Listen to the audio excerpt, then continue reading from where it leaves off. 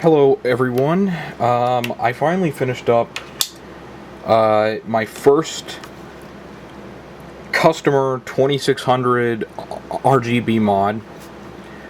Something that I'd like to point out from the beginning is, a lack of hot glue. I don't use hot glue and I never will. Well, no, that's not true. If it's appropriate to use hot glue, I'll use hot glue. But, I was actually underwhelmed, by the difficulty of this mod, which actually led me to believe, that I was obviously doing something wrong at first. But no, it works totally fine. I love Tim Worthington's design for the board. When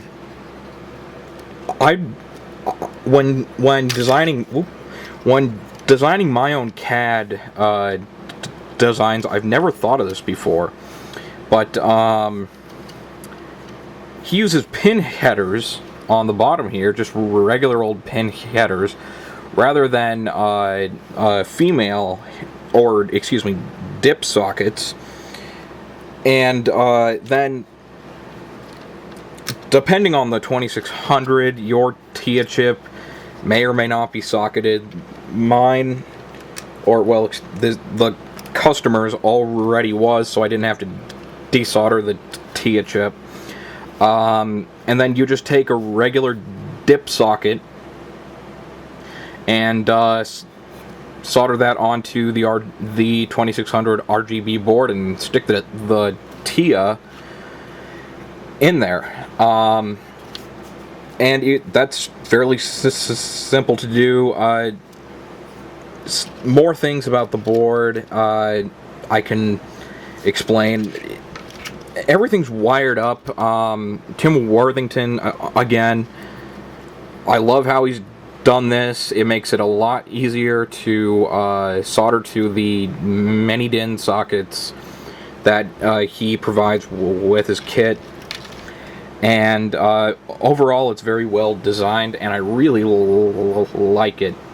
Something else you'll probably notice here is that the red coil that would be around here if the 2600 RGB board was not here is gone.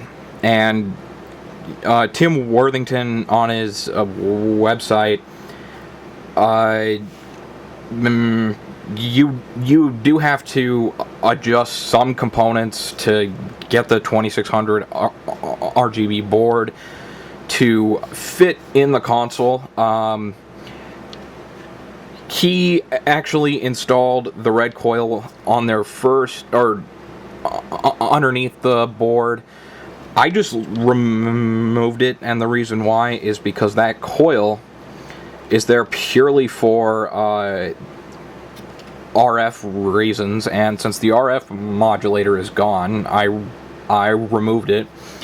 There's no need to have that red coil there anymore, so I just threw it away. Something else of note is that he takes advantage of the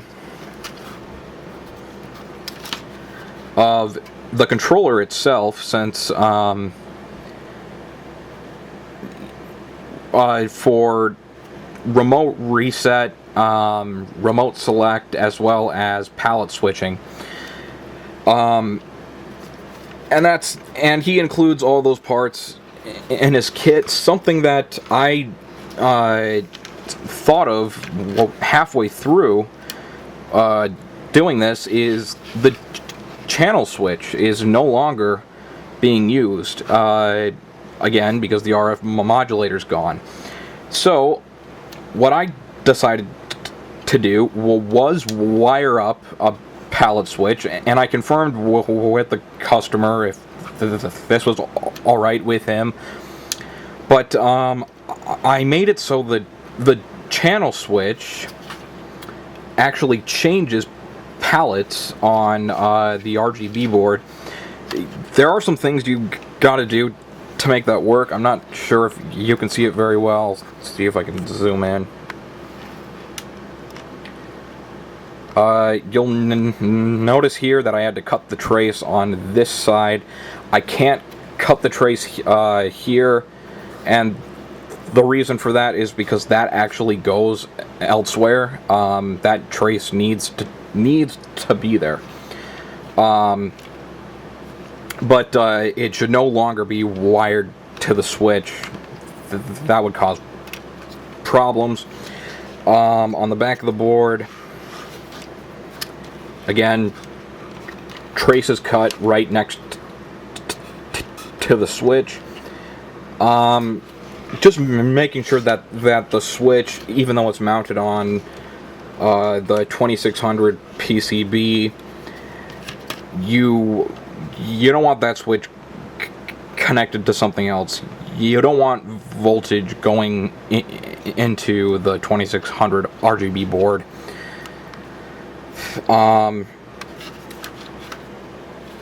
That's about it in explaining the mod aspect of the console. I'll go ahead and solder these in, and then I'll do this first. Tim Worthington's design is meant to be used with analog RGB or SCART, and the RGB or the many DIN to SCART cables were a bit more expensive, so I opted to save the customer a bit of money by just assembling one of these myself. They work exactly the same. They might be considered a bit more or a little inconvenient, but I'll show you how that works.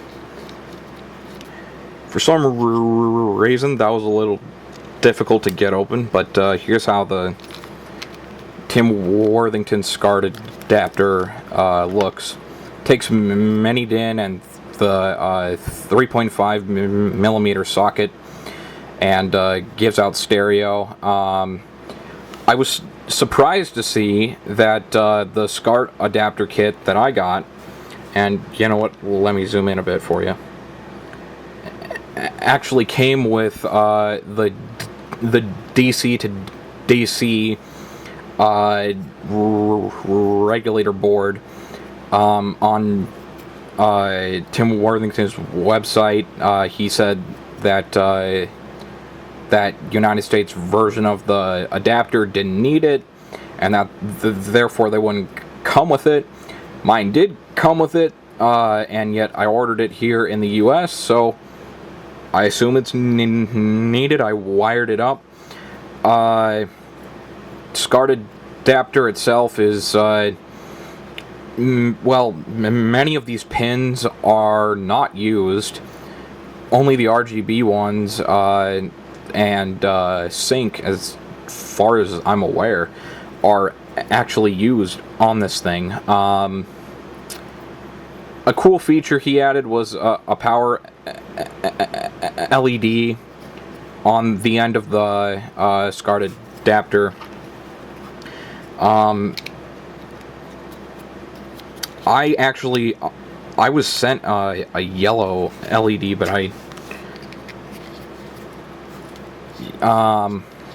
I'm actually installing a power LED into the console for the customer, so I decided to use one of my own LEDs and go with that on the SCART adapter as well.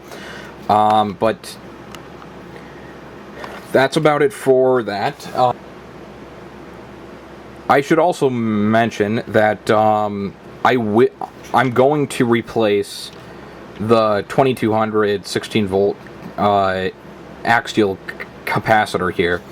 The problem is I don't have any axial 2200 microfarad 16 volt capacitors. on hand, and for some reason the axial capacitors are more expensive online. So much so that I may just wire a radial capacitor there and have the wire flip over. But we'll see about that. But the reason why I am replacing this is because this system is very, very old. Especially with the new components installed in here, it's going to be drawing a lot more power. This capacitor is very old. I'm sure that if I took a closer look at it, I could see some electrolytic fluid leaking. It should be replaced, and it will be. So that's something to note. I forgot to mention the controller. The way this will work is there's a momentary push button switch here that you hold down, and then you press I believe up for select, down for reset, and the button for palette selection. And the 2600 RGB board will actually detect that, and you therefore have remote reset, remote select. That's what these switches here do. And then you can also change palettes without having to get up and do something on your console. But like I said, I decided to wire a palette switch onto the board using the existing channel switch. So here's the finished product. As you can see, I did go ahead and replace the 2200 microfarad capacitor with a new one, like you really should if you're gonna do this mod. Again, I don't have any axial capacitors, so I had to use a radial one. Even so, it still fits there okay. I didn't even have to wire to the cap, and it's really solid, so I'm happy with that. And now that I think about it, since this is open, I should still be wearing my anti-static protection.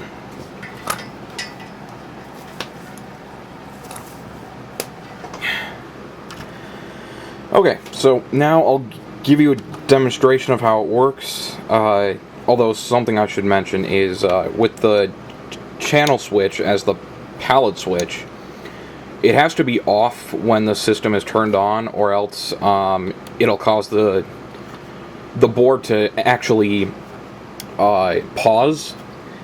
That's because Tim Worthington built pause into his 2600 RGB board.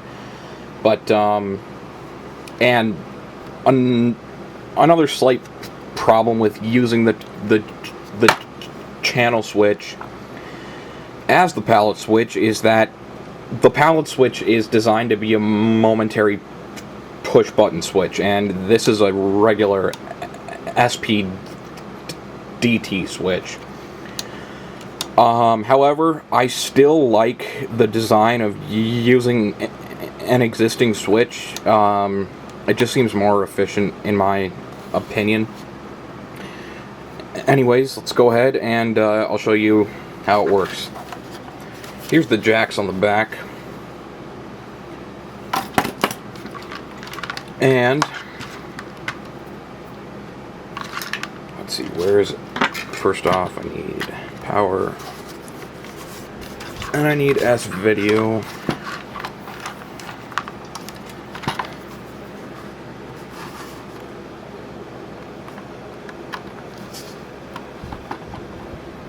And let's do composite as well.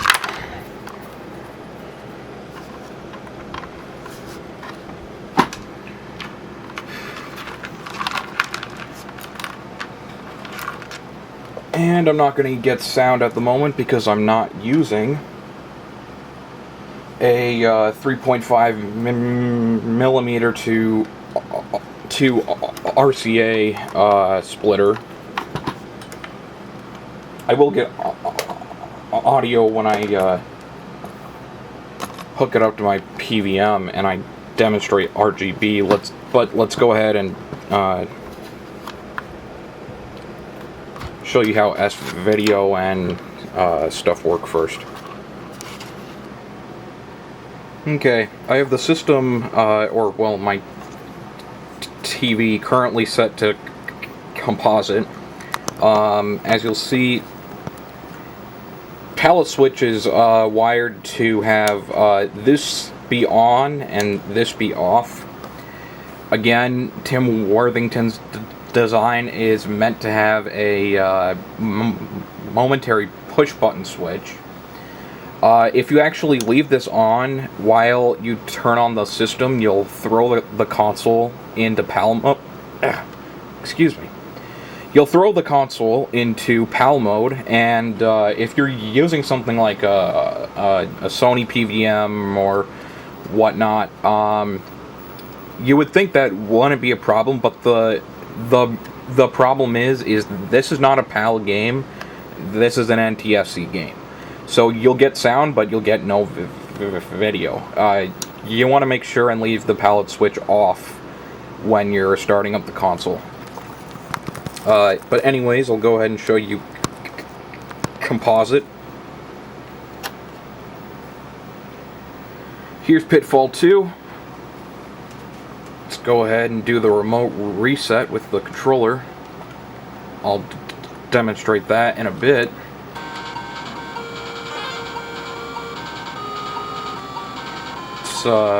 Change palettes.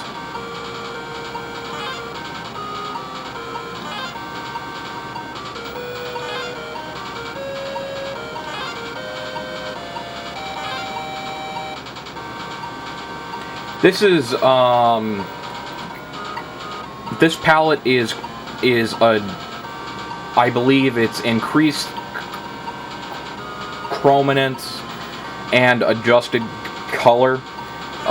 This palette here, or excuse me, the last palette was slightly something else. This one is the one I just said.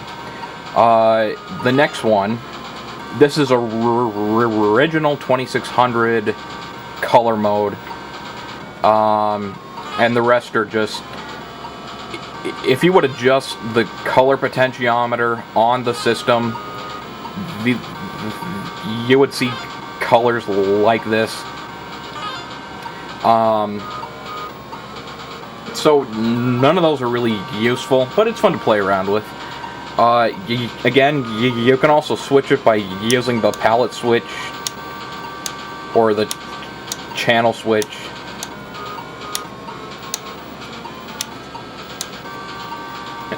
There we go. That's Composite. Here's S-Video. My camera probably does not show a big difference with this. The only big difference between,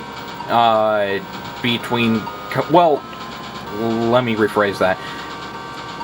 Between S-Video and Composite, there is a pretty big difference. However, with this, you can see that there's an increased level of sharpness. You can actually see the blue at the bottom of the Activision logo and whatnot. There's more things you can do with the palette switch. For instance, if I hold, at least on the controller, if I hold down the extra button installed and I push down on the controller, it resets the game. If I do the same thing but I press up, which now that I think about it, Pitfall 2 has no use for the select switch, you will actually select the console. Or it's the same thing as throwing the select switch. If I hold the extra button and lightly tap, that's a nice noise, huh? And lightly tap the one button on the controller, it actually pauses the game for you. If I hold down the extra button a second time and then quickly press the single button on the controller, it unpauses the game.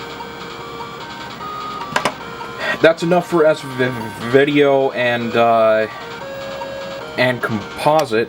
I'll go ahead and switch to my PVM so I can...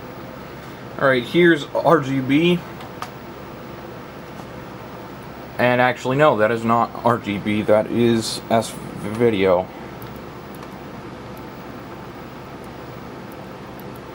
There we go.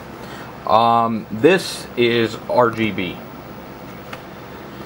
You can see with, I'll actually unplug it from my PVM so I can show you. With the SCART adapter, the LED lights up, the mini DIN is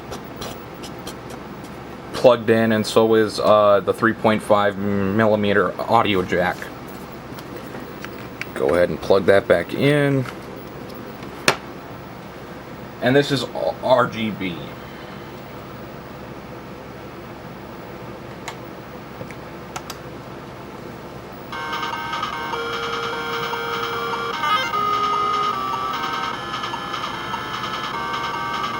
Again, I'll switch some palettes.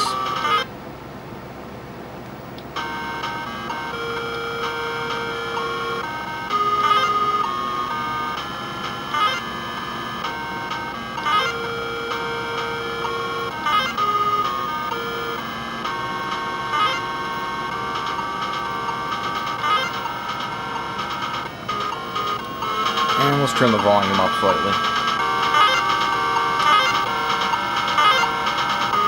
So that's palette switching. Let's go ahead and I'll show you a game quickly that actually uses the select switch.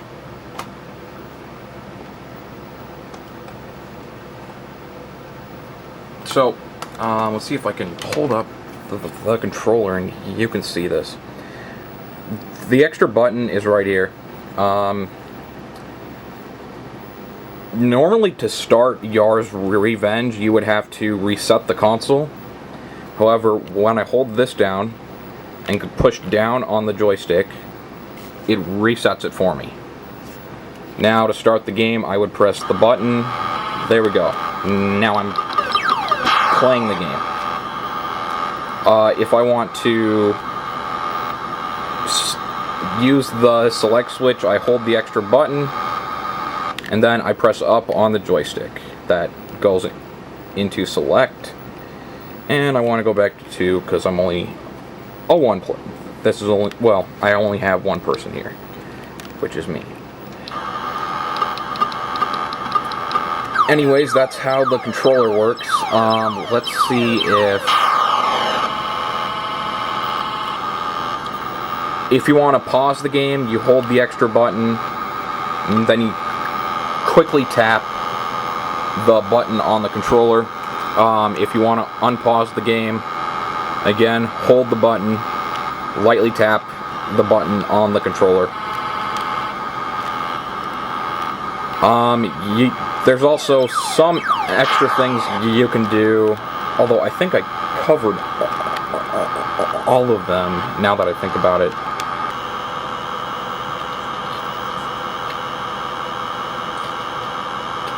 Keep in mind, you can do all of the things I just showed you with the palette switch on the console.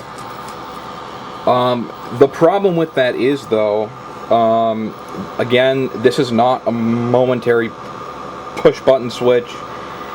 This is an SPDT switch, so getting the timing of that is quite difficult. But I'll see if I can show you. Okay, good. I successfully paused the system. Successfully unpaused the system.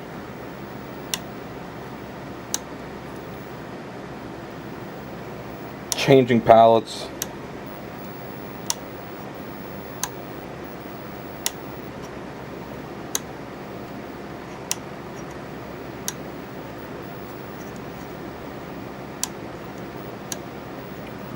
There we go.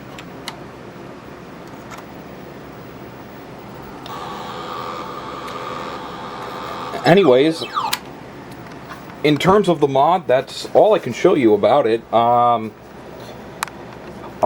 very happy with how this turned out. I can't wait to hear back from the customer when he receives it. And hopefully it all goes well. Thanks for watching, guys, and have a good day.